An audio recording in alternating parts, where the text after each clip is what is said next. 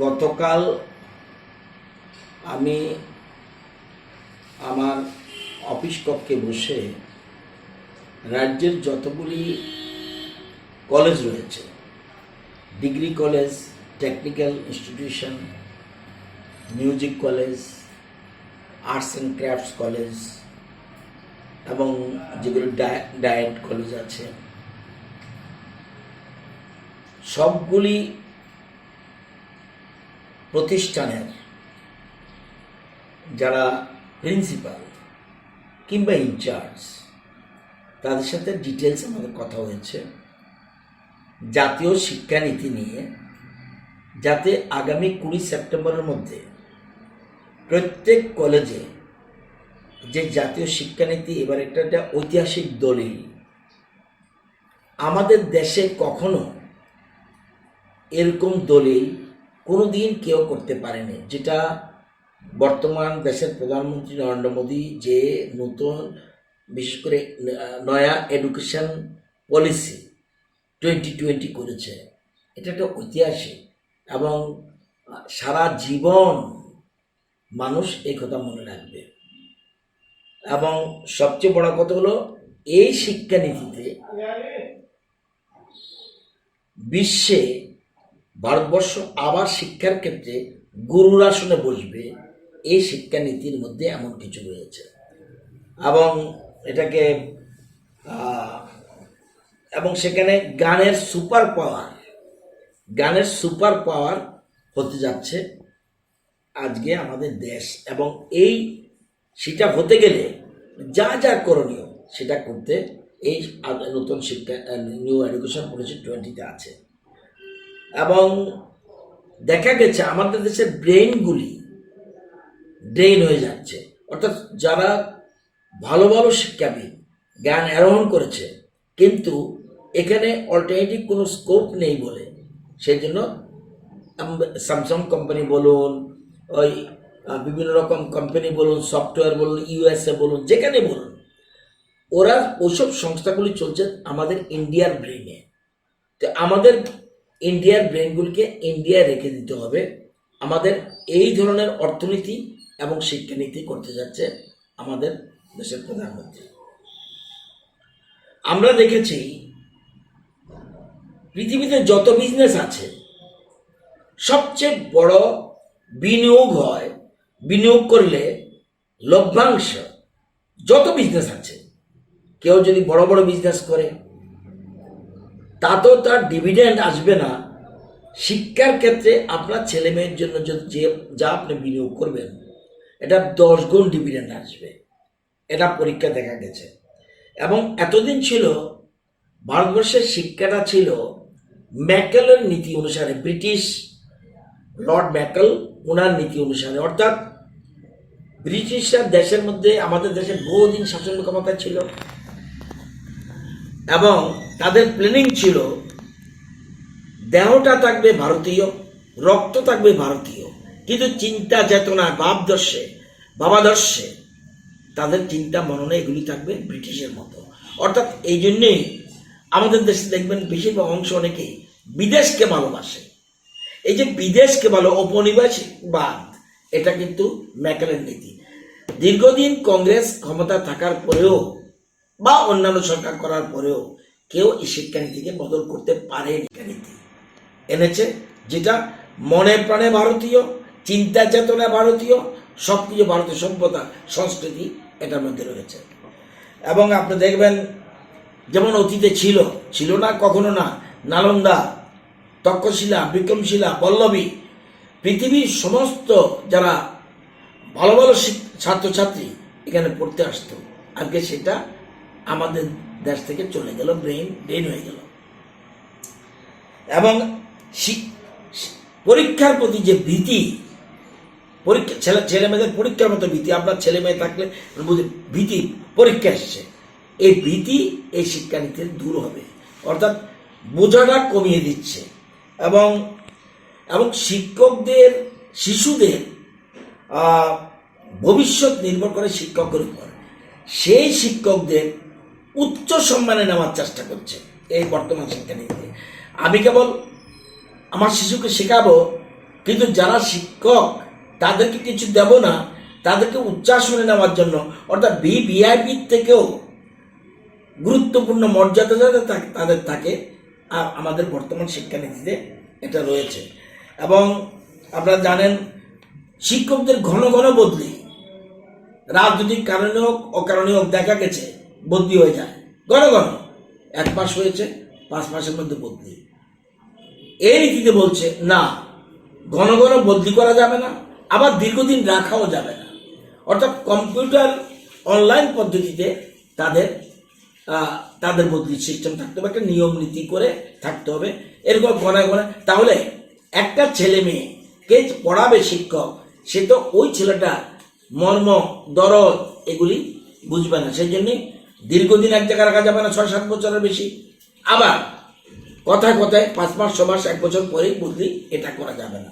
এবং সবচেয়ে গুরুত্বপূর্ণ, আমরা যেমন 9 থেকে শুরু করছি, বর্তমান শিক্ষানীতিতে বলছে যে বৃত্তিমূলক শিক্ষা ভোকেশনাল কোর্স, আমরা যেমন 9 থেকে করছি আইটি অ্যান্ড ইলেকট্রনিক্স অ্যান্ড কৃষি, এখন 6 থেকে বৃত্তিমূলক, অর্থাৎ রোজগারমুখী শিক্ষা। অর্থাৎ আমি পাশ করে সরকারের কাছে চাকরির জন্য চাইবো এটা না, অর্থাৎ আমি চাকরি করার মতো উপযুক্ততা শিক্ষা নিয়েই আমি করতে যাচ্ছি। অর্থাৎ রোজগারমুখী শিক্ষার ব্যবস্থা এটাতে করা হয়েছে। প্রাইভেট এবং সরকারি যে বিদ্যালয়গুলিকে এক সমানে নিয়ে আসতে হবে এটার মধ্যে। এবং শিক্ষাক্ষেত্রে প্রযুক্তির ব্যবহার, ডিজিটাল বলুন এবং ডিজিটাল শিক্ষা, কম্পিউটার শিক্ষা, এগুলিকে ব্যাপকভাবে ব্যবহারের কথা বলা হয়েছে। এবং যে শিশু যে বিষয়ে পারদর্শী, ধরুন আপনার ছেলে শুধু ক্রিকেটে এক্সপার্ট, তাকে বেস্ট ক্রিকেটার বানাতে হবে। আপনার মেয়ে গানে পারদর্শী, তাকে বেস্ট সিঙ্গার বানাতে হবে। এখন কিন্তু এই সিস্টেম নেই। আপনার ছেলে মেয়ে ভালো ডান্স করতে পারে, অথচ ডান্সের প্রচন্ড সুবিধা রয়েছে, কিন্তু সেখানে এই বর্তমান শিক্ষা পদ্ধতি থেকে যে ছেলে মেয়েটা যেদিকে আগ্রহ তাকে সেই ক্ষেত্রে পারদর্শী বানাতে হবে। সেই জন্য ক্লাসরুমের যারা আছে তাদের কথা চিন্তা করেই জাতীয় শিক্ষানীতি তৈরি হয়েছে। এবং এবং এবং অর্থনীতি, এবং এটা এমন জিনিস হবে, এবং বোঝা শিক্ষা করার জন্য বর্তমানে যে বোঝা আসছে, ফাইন্যান্সিয়াল বোঝা, এটা অনেকটা কমে যাবে। আমরা এই শিক্ষানীতি 34 বছর পর প্রধানমন্ত্রী এটা উদ্যোগ নিয়েছেন, এটা একটা শুভ উদ্যোগ। প্রধানমন্ত্রীকে অভিনন্দন জানাই এবং দেশের শিক্ষামন্ত্রীকে অভিনন্দন জানাই, এবং যিনি এইটা রচনা করেছেন মিস্টার কস্তুরী রঙ্গন, ওনাকে আমি অভিনন্দন জানাই এবং ওনার টিমকে অভিনন্দন জানাই। এটা সুন্দর একটা দীর্ঘ বছর পরে আমি বিভিন্ন কমিউনিটিদের সাথে আলাপ করে দেখেছি, এবং বিভিন্ন মতের, বিভিন্ন দলের, বিভিন্ন রকম রাজনৈতিক দলের সাথে কথা বলেছে যে দীর্ঘ বছর পর এত একটা এত বিউটিফুল একটা শিক্ষানীতি আমরা অতীতে কোনোদিন দেখিনি। এখন এটা বাস্তবায়নের পালা, এবং এর আগে এনসিইআরটির প্রচুর কাজ রয়েছে, তারা ক্যারিকুলাম করবে। এসসিইআরটির কাজ রয়েছে, তারাও ক্যারিকুলাম করবে।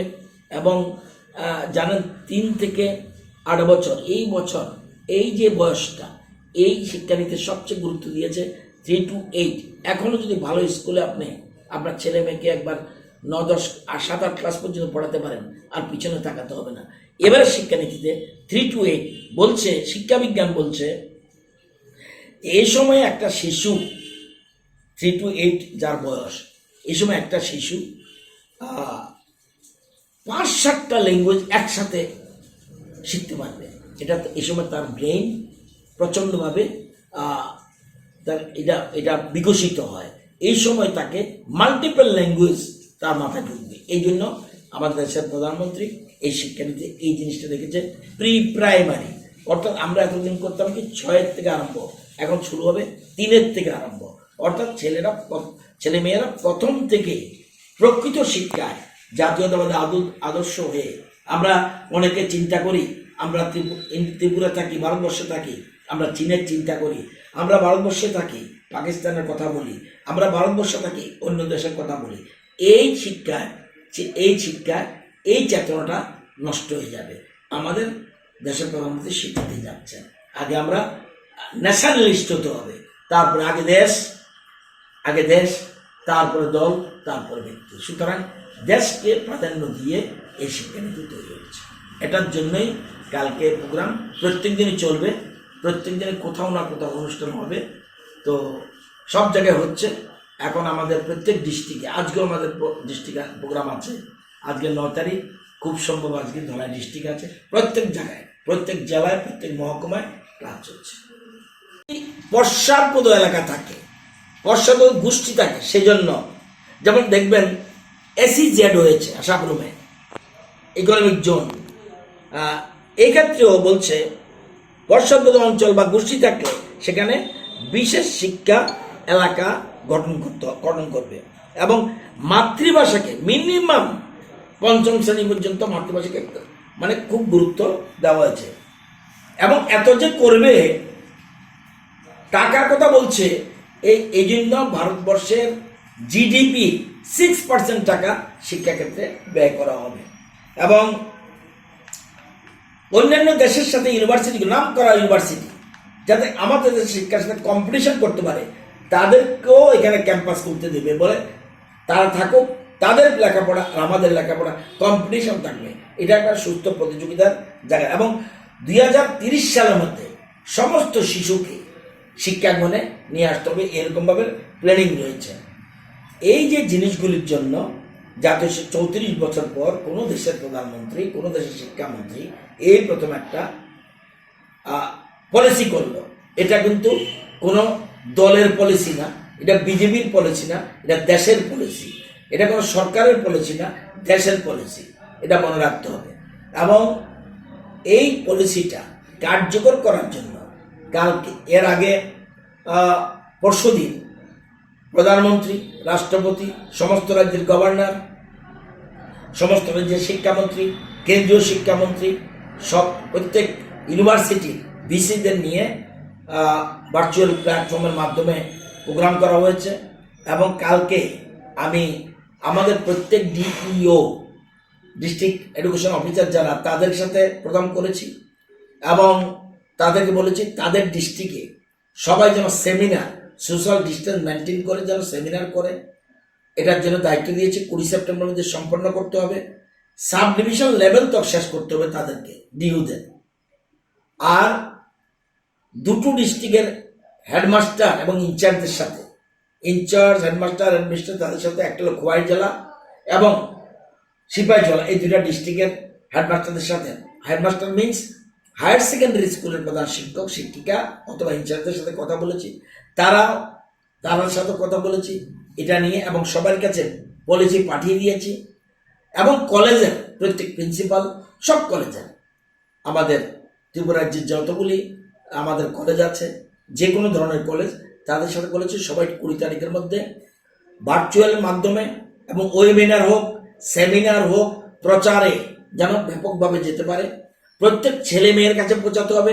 এখন সোশ্যাল ডিস্টেন্স চলছে, এখন লকডাউন চলছে, এর মধ্যে যতটুকু সম্ভব সোশ্যাল ডিস্টেন্স মেনটেন করে করতে হবে। এটার জন্য কালকে মিটিং করেছি। এরপরে আমরা বিভিন্ন জায়গায় SCIATকে দায়িত্ব দিয়েছি। তারা এই ওয়েলকাম জানিয়ে প্রধানমন্ত্রীকে, এবং একটা বিদ্যাভারতী একটা সংস্থা আছে, তারা শুরু করছে এসএ কম্পিটিশন এবং কুইজ প্রতিযোগিতা থাকবে। প্রধানমন্ত্রীকে চিঠি দেওয়া এবং আরও কতগুলি বিষয় রয়েছে, যে এই যে জিনিসগুলি যাতে 2 মিনিট 3 মিনিটের মধ্যে বক্তৃতা দেওয়া, এইগুলি প্রতিযোগিতা ভারতীয় বিদ্যাভবন করছে।